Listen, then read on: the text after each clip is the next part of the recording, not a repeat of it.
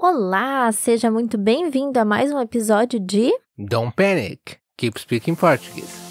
This podcast is especially designed to help you improve your Portuguese skills through natural conversations about music, culture, Brazilian expressions and habits, stories, travel and much more. So fasten your seatbelts and have fun. No episódio de hoje, nós vamos fazer análise musical de uma música de uma grande cantora brasileira, Elis Regina, que, inclusive, recentemente eu descobri que era gaúcha, nascida em 17 de março de 1945, em Porto Alegre. Entre outras coisas, Elis Regina ela era conhecida pela competência vocal, musicalidade e presença no palco. E alguns dos gêneros musicais que Elis Regina cantou foi MPB, bossa nova, samba, rock e jazz. Essas são apenas algumas curiosidades antes de nós iniciarmos a nossa análise musical. Eu vou então fazer a leitura da música, como de costume, e depois o Hugo vai comentar um pouquinho pra gente a respeito da letra, tá bom? Então vamos lá, eu vou ler a letra toda em seguida e depois o Hugo faz os comentários dele. O título da música é Como Nossos Pais, e ela começa assim: Não quero lhe falar, meu grande amor, de coisas que aprendi nos discos. Quero lhe contar como eu vivi e tudo o que aconteceu comigo. Viver é melhor que sonhar. Eu sei que o amor é uma coisa boa, mas também sei que qualquer canto é menor do que a vida de qualquer pessoa. Por isso, cuidado, meu bem. Há perigo na esquina. Eles venceram e o sinal está fechado para nós, que somos jovens, para abraçar seu irmão e beijar sua menina na rua. É o que se fez o seu braço, o seu lábio e a sua voz. Você me pergunta pela minha paixão, digo que estou encantada como uma nova invenção. Eu vou ficar nessa cidade, não vou voltar para o sertão, pois vejo vir vindo no vento cheiro de nova estação. Eu sei de tudo na ferida viva do meu coração. Já faz tempo eu vi você na rua, cabelo ao vento, gente jovem reunida. Na parede da memória, essa lembrança é o quadro que dói mais. Minha dor é perceber que, apesar de termos feito tudo o que fizemos, ainda somos os mesmos e vivemos. Ainda somos os mesmos e vivemos como os nossos pais. Nossos ídolos ainda são os mesmos e as aparências não enganam. Não, você diz que depois deles não apareceu mais ninguém. Você pode até dizer que eu tô por fora, ou então que eu tô inventando. Mas é você quem ama o passado e que não vê. É você que ama o passado e que não vê que o novo sempre vem. Hoje eu sei que quem me deu a ideia de uma nova consciência e juventude está em casa guardado por Deus, contando o vil metal. Minha dor é perceber que apesar de termos feito tudo o que fizemos, nós ainda somos os mesmos e vivemos. Ainda somos os mesmos e vivemos. Ainda somos os mesmos e vivemos como os nossos pais. Então, essa foi a leitura da letra da música que nós vamos analisar hoje. E agora eu vou passar para o Hugo fazer os comentários dele a respeito dessa letra. Muito bem, essa música de Elis Regina, considerada por muitos uma das maiores e melhores intérpretes brasileiras. Digo isso porque, embora essa música tenha ficado muito famosa na voz de Elis Regina, ela na verdade é uma composição de Belchior, um outro compositor de MPB, música popular brasileira, mas de fato Elis Regina interpretava essa música como ninguém. E antes de analisar alguns detalhes dessa letra aqui, só para dar um contexto histórico, eu lembro de ver a interpretação dela, uma das interpretações dela em um show. Existe até um vídeo no YouTube, se procurar você encontra ela interpretando essa música num cenário que ilustra um pouco do que ela está falando na letra, e realmente chega a ser assustador, eu diria, o quanto ela canta com o coração e quanto ela vive o que ela canta. Sem contar na capacidade vocal, Agora, essa música, eu lembro de estudar a letra dela na escola, por causa de todo o contexto histórico. É uma letra que tem um pouco a ver com um momento político que o Brasil vivia na época, em meio à ditadura militar. Então a letra tem um pouco disso também. Então ela começa falando de não falar pro grande amor dela das coisas que ela aprendeu nos discos, na época que as músicas eram gravadas em discos ainda, né? E vai contar uma história do que ela viveu, dizendo que viver é melhor do que sonhar, e apesar de o amor ser uma coisa boa, a vida é mais importante do que qualquer canto. Ou seja, ela está falando um pouco sobre um momento em que era perigoso até cantar alguma coisa muito crítica e você ser expulso do país ou até morto, né?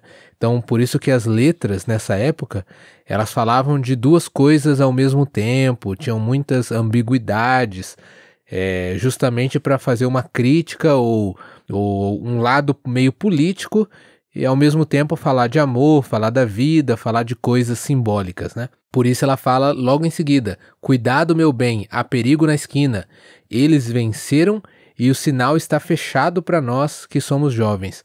Essa estrofe é claramente política. Eu não sei como passava isso na censura na época, né? Porque existia censura, mas estava aqui supostamente disfarçado, mas para mim não tá nada disfarçado, né? Realmente não tem nenhum disfarce. Mas isso bastava na época para passar na censura aí. Depois ela fala: para abraçar seu irmão e beijar sua menina na rua, é que se fez o seu braço, o seu lábio e a sua voz. Então, falando ali sobre essa relação familiar, apesar das dificuldades da época. Aí fala: você me pergunta pela minha paixão, estou encantada, né, com uma nova invenção, vou ficar na cidade, não vou voltar para o sertão, que é para o interior, né? Pois eu vejo vir vindo no vento cheiro de nova estação. Então ela passa aqui uma esperança de mudança no ar, né? Ela descreve o suposto amor dela, né? Já faz tempo vi você na rua, cabelo ao vento, gente jovem reunida. Então ali entre saída de jovens, né? Entre diversão e manifestação ao mesmo tempo, né?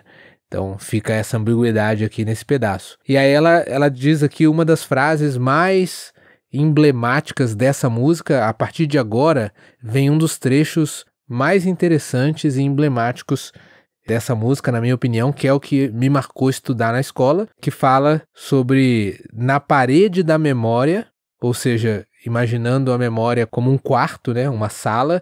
Na parede da memória, essa lembrança é o quadro que dói mais. Então é como se tivesse um quadro na memória, né, numa sala vazia da parede, e ali a foto da pessoa que ela amava, reunida com gente jovem, e isso doía. Por que doía? Ela diz na próxima estrofe: porque apesar de termos feito tudo o que fizemos, sempre vem os jovens, né, e os jovens querem mudar as coisas, e a gente vê isso nessa nova geração, quer fazer diferente. Mas no final das contas, esses jovens crescem e ela chega a essa conclusão: ainda somos os mesmos e vivemos como os nossos pais. Então, os ídolos ainda são os mesmos e as aparências não enganam. E a gente sempre diz que depois deles não apareceu mais ninguém. Esse é um dos maiores clichês da juventude. A gente sempre vai lembrar de que nos nossos tempos as músicas eram melhores, né? No nosso tempo de juventude, os cantores eram melhores. Sempre tem essa relação saudosista. Isso se repete, é um ciclo, né? Cada geração sempre vai achar que a geração anterior era melhor quando era jovem. Então, aí, o que os jovens dizem? A próxima estrofe: você pode dizer que eu estou por fora, ou então que eu estou inventando, mas a gente acaba amando o passado e não reconhecendo que o novo sempre vem. É exatamente por isso essa música fala de coisas que se repetem. Então, apesar dela ter aí mais de 40 anos, quase 50 anos, né? Ela é muito real, né? Porque é uma coisa que continua acontecendo. A gente ama o passado, acaba não reconhecendo, resistindo ao novo, quando a gente vai ficando mais velho, né? E criticando a nova juventude, mas a gente acaba se tornando do mesmo jeitinho que os nossos pais faziam quando eles eram jovens e criticavam as nossas escolhas, os nossos gostos, né? E ela conclui isso, né? Dizendo que hoje eu sei que quem me deu a ideia de uma nova consciência e juventude, ou seja, na época dela, se ela questionava as coisas, se ela queria um mundo melhor ou uma coisa melhor, era a influência dos pais dela. Nós somos influenciados diretamente, quer reconheçamos ou não, pela geração anterior, mais especificamente pelos nossos pais, por isso o nome da música. E aí eu lembro de eu também na escola interpretar essa letra, que ela diz aqui, né? Eu sei que quem me deu a ideia de uma nova consciência e juventude está em casa, guardado por Deus, contando o vil metal. O que ela quer dizer com isso? O vil metal é a moeda.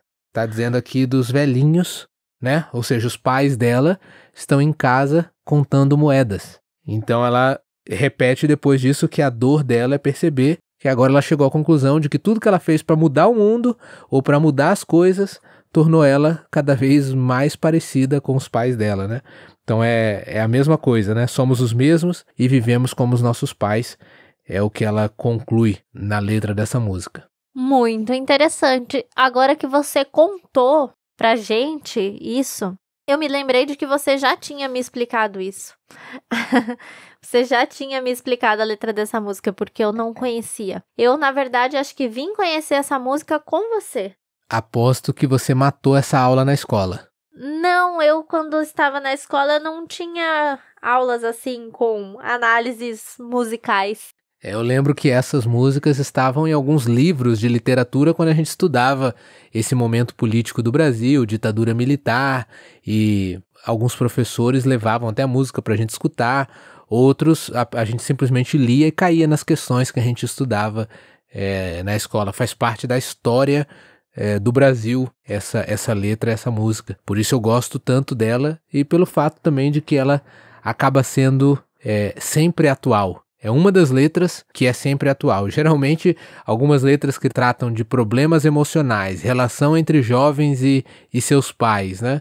E problemas políticos, elas estão sempre atuais, né? Muito obrigada, Hugo, pela tua explicação. Eu espero que seja de ajuda para você também que está nos ouvindo, essa explicação do Hugo. E de presente para você que nos ajuda, colabora como Patreon, nossos patrocinadores aqui, você vai ter acesso também ao link dessa interpretação maravilhosa que eu mencionei, que a Erika vai colocar junto com a transcrição deste episódio. Obrigado por nos escutar. Esse foi mais um episódio de Don't Panic, Keep Speaking Portuguese.